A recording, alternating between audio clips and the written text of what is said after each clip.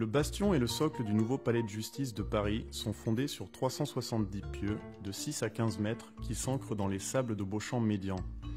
La première étape de réalisation d'un pieu est l'implantation de son axe par un géomètre. Le forage proprement dit peut commencer une fois la foreuse mise en station. Les pieux sont réalisés suivant le procédé Starsol sous cahier des charges et brevet Soletanche-Bachy. Pendant la perforation, le tube plongeur est rétracté dans la tarière. Les parois de forage sont maintenues par les pales qui sont remplies de déblais. On enregistre en temps réel les paramètres de forage tels que la vitesse d'avancement et le couple de rotation. À la fin de la phase de forage, le tube plongeur est télescopé à l'amorce du bétonnage en même temps que la tarière est remontée. Le béton est injecté sous pression depuis la base du pieu. La fin du bétonnage est marquée par la rétractation du tube plongeur dans la tarière. La mise en place du ferraillage peut commencer après le déplacement de la foreuse et la purge du béton pollué en tête de pieu. La cage est levée dans un premier temps et enfoncée dans le béton frais à l'aide d'une pelle.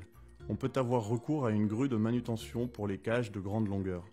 Des centreurs permettent de garantir l'enrobage et le centrage de la cage. Les pieux ne sont pas réalisés depuis le fond de fouille, mais depuis une plateforme à 25 NVP pour être au-dessus du niveau de la crue de chantier. Cependant, ils sont ferraillés uniquement sur leur hauteur réelle.